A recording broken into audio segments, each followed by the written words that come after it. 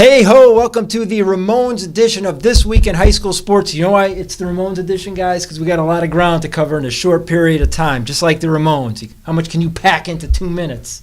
A lot, because Pete, Shawnee, and all the guys were here, there, and everywhere this week, and we got some great highlights to bring you in wrestling and basketball. We're going to jump right into it, starting over at Maloney High School. Gentlemen, on the east side of town, the Maloney Spartans wrestling against Berlin. Pete, you brought us back a winner. Yeah, that was. It was a quick match, I think, to say the least. A lot of forfeits, which was a little disappointing, but a little too much of that in the Wednesday duel meets, my friend. Absolutely. Yeah, it was a little disappointing to see, but the Maloney guys came out to wrestle. Marcus Ortiz, R.J. Plumberg, Andy Cruz, all wins via the pin, and Jaden Robles and Marquise Thompson also won. So it's a solid performance by the Spartans. And the same night, Platt wins to go 10-2, and Southington wins too, and they're in the top 10 of the state poll. Yeah, we got pretty good wrestling here in the area. We do, man. As it's shaping up, though, and it seems to me, Shawnee, you've been around for a while too, man, these Wednesday night matches, too many forfeits. Not among our teams. Our teams have really filled out their cards, but they're running into opponents that just have holes all over the place. You're right. It's great for deadline, but it's not so great for the kids. But I tell you, getting it out there does help for deadline. But yeah, who knows? It could hurt down the road not having these matches. Though the good thing is Southington, Platt, Maloney, they're all on Saturdays, and today's another example that, where teams are going. For example, Platt's at the Casey Yates tournament out at Lyman Memorial. They won that last year. Southington's at the Greater Hartford Open. They are seeing good weekend tournaments, and of course Southington has traveled out of state, so hopefully our boys will be making their mark again come class and state open time. Yeah, no question about it. All right. We're also caught up with a lot of basketball this week. Pete and Sean, you both were at the Sheehan Cheshire game back on, I believe it was Monday night, correct? Yeah. Cheshire gets out to an early. It has been. You have to excuse us. This is what Friday night on Deadline looks like. But that game, tell us about that one. Cheshire got off to a good start at home. Looked like they might pull the upset. They did, yeah. They were up 7 at the half. Meningitis was unstoppable. Really in that first half, and Emily Yanish also chipped in with 10 points in that game. And then out of halftime, as Pete saw there, Sheehan really pushed to get Liv Robles the ball inside. They fed her quite a bit. She was tough to stop. Well, there you go. I'm looking at your perfectly scribed numbers there, Shawnee. Liv Robles with 20 points and 12 rebounds. Yes. Yeah, she was unstoppable. The Cheshire didn't have an answer for her. Yeah. Amity really didn't tonight. I know I'm jumping ahead to Friday, and Sheehan lost tonight to Amity, but Robles had 22 tonight against Amity. She's the player for them, huh? Yeah. Oh, absolutely. And they were hitting some shots from the outside too, but really seemed to go through her in the second half. Yeah, no, she's been their top player to this point of the season, and she looks like they're hitting their stride. They look like one of our strongest girls basketball teams, and fun to watch. Yeah. Fun to watch. They play the inside-outside game with Lexia Casio and inside with Liv, and they mix in the young freshmen. And just one quick shout-out to Cheshire. They started out 0-4, and they've really kind of stabilized their season. Yes. But they're 4-7, and they're still in the running for states. Okay, and Mia's having a season. She is. Yeah, she had a few games. She had 15 on Monday. I know a few games she's been over 20 points. I think four of the last 5 games. When I saw Coach Vieira on Monday, she said Mia's been on a tear, and we definitely saw that on Monday night. Absolutely. Pete, I think this is where we have to tell folks, remind them, of course, that Mia Judatis is one of our Athlete of the Week nominees. Yes, she is. That's right. Ends Sunday night. That's right. Go online and vote. My Record Journal /sports.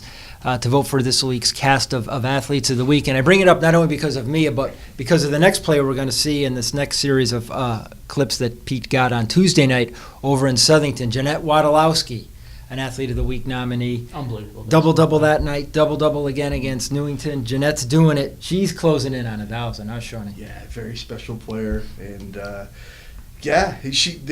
Coach Forgione was expecting her to carry that load this year, and with a very young sporting cast behind her, and she has produced. This year has been all about Jeanette in Southington for sure. This is what I had for, against Conard. 24 points, 15 reebs.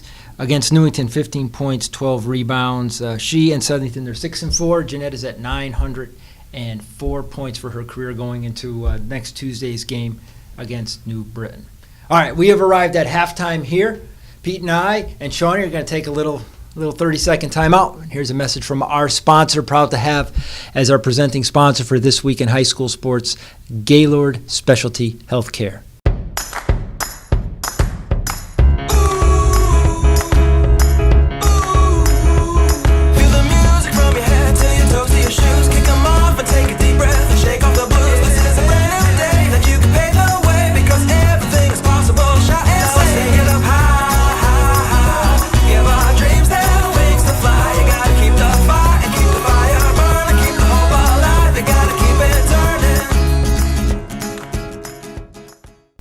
Thank you again to our presenting sponsor, Gaylord Specialty Healthcare. Again, glad to have them aboard for This Week in High School Sports. Okay, we're going back to the hardwood, and we're going back to another one of our Athlete of the Week nominees in girls basketball. She is from Maloney, Miss Melanie Polanco. And tonight, on Friday night, they had East Catholic in town, and it was a great game. Maloney pulls out the victory, and Maloney is led by Polanco, had to run the point.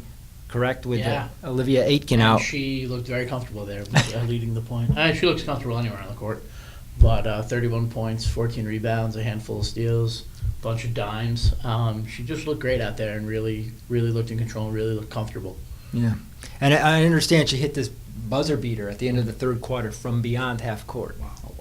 She could just hit from anywhere because she had a layup as she was falling down earlier today too, and one with like three defenders on her. So she can really just shoot from anywhere. In the end, the Maloney Spartans win that game 56-54. Hey, that's fun times over on the east side. Great game for Melanie and the Spartans. Again, Melanie Polanco, Jeanette Wadolowski, and Mia Judatis. You just saw clips from all three. They are Athlete of the Week nominees for the first week in our Athlete of the Week contest here in the winter season. Okay, we had one more game we hit up tonight. Peter, after you were at Maloney, you went down to Lyman Hall and caught the second half of the Trojans against North Haven. Yeah, I think it just happened to be luck, but as soon as I got there, they started rolling. I mean, they were leading, but they really started to pull away in the third. Kayla Lipka hit three-pointers in the third quarter, two coming late to help them really pull away for a team leading 15. They won 54-38, and they were motoring. Everyone was getting involved. A lot of points inside, offensive boards, and Trojans look pretty good. Yeah, Lipke had 15 tonight? Yeah. Miss Kaylee, 15 points tonight. Nice win for them because they end a 3-game losing streak that they were on. And Kayla Lipka was one of our All-Record Journal players last year, and she's looking like she might maintain that status this year. And if so, we're going to have to start preparing now for our All-Record Journal photo shoot because the Lipkas, they have those triplets, Yes. Oh, they go to town on the cheese and cracker platter. And that's quite all right.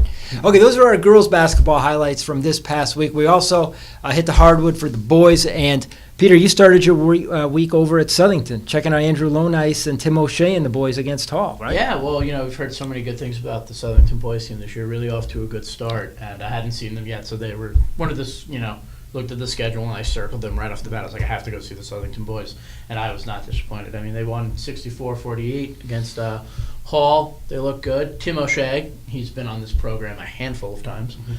He had 16 points, really kick-started in the second half when the Blue Knights began to pull away. I think he scored 6 of their first 9 points in the third quarter to really get them going, and they held on to win. So Blue Knights, they're looking good. I think this is one of their up years. I got Lonice averaging 17.6 points. We've never had a Southington boys player on the All-Record Journal team. Just saying.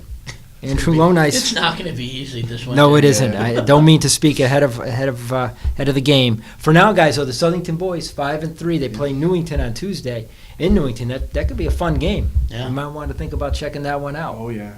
All right.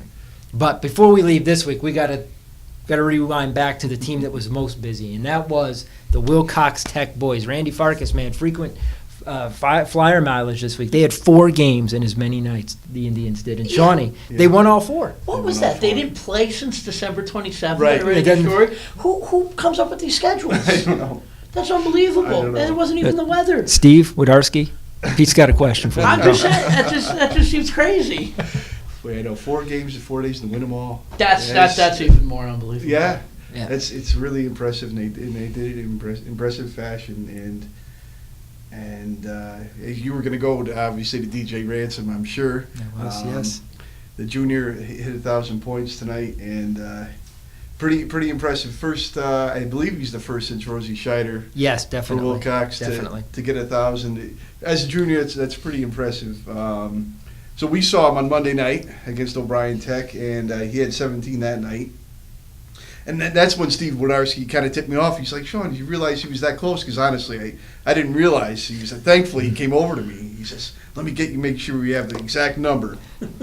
Steve's a math guy, so he He is the definitely, math guy. I don't know if he's a scheduling guy, but he's definitely a I'm math just guy. scheduling Steve, we would love to hear one of your math quizzes. I know I've been jonesing for a Steve Wodarski math quiz, but I'm glad he tipped you off to DJ because DJ's out of his mind. I believe he's the area's leading scorer. I do have his numbers on one of my magic charts. I've got the kid scoring 25 points a game. Yeah. DJ Ransom, only a junior. And you're right, he is the first Wilcox kid to hit 1,000 since Rosie Scheider. Yeah. Rosie finished what, 1984 for his career. He did, yeah. It was a good year. Number sticks in your head. So just saying, again, don't want to get too far ahead of the game, but the way DJ Ransom scores and the way Wilcox He's so Tech is smooth winning. too.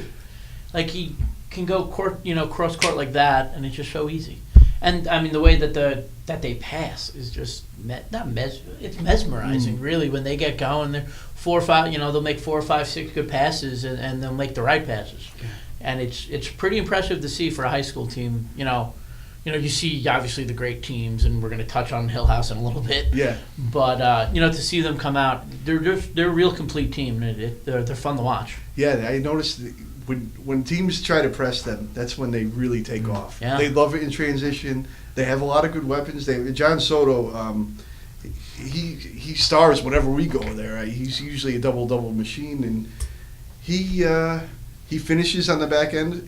Zach Millslagel tonight in a big win. He had season high 20 points, and their starting five is very strong. Will Pollock is a beast down low. And I know I'm forgetting one other, but they're Bryce McClendon. Bryce McClendon. Yeah. With Will Pollock, he did get hurt on Thursday night. Yeah, that was the third of the 4 games. He did get hurt, and he didn't play tonight in the win against Whitney Tech. We hope Will gets back because he's a big part of that team too. Wilcox is sitting at 7-1. Hey, let's see what they can do come March. It's gonna be fun. Oh yeah. All right, and our last game of the week actually was back on Wednesday. We figured Lyman Hall would give Hillhouse a good game, and you know what? They did. I know they lost 51-35, but it was pretty much dead even at halftime. It was Lyman Hall was winning after the first. It was dead even at halftime. I think Hillhouse was up 26-25. Kind of towards the end of the third quarter, Hillhouse really started to pull away, and then they put them away in the fourth. But Lyman Hall hung tough. Look, Lyman Hall they hit their shots, they didn't make mistakes, and they played good defense. Problem is, late in the game, it seemed like they got tired. They made their mistakes. Once Hillhouse gets into transition, you're not stopping. I mean, they were making full court passes. Some of those were passes. wildly impressive. Yes. Like, they just.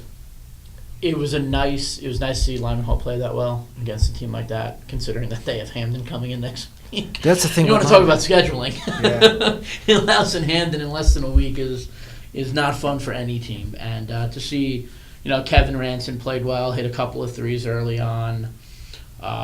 Shakespeare Rodriguez played well, hit a couple of shots. So they can do it. I just got to the point where Hillhouse, deeper, more athletic. They wore him down. And I'm going to be honest with you, I don't think Kevin Ranson came out of the game.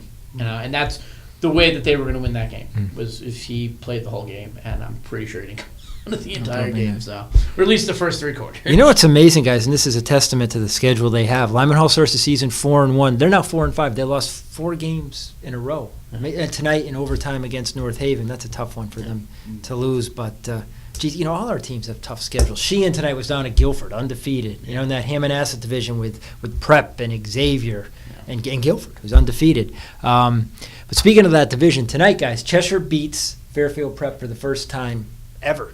It was 60 degrees today. I don't think that's ever happened before. And Cheshire beat Fairfield Prep. Congratulations to the Rams. Cheshire's good. They have a bunch of guys who can score. They every night it's someone different, it seems like. Yeah, Aiden Godfrey had 15 points. I believe that's the season.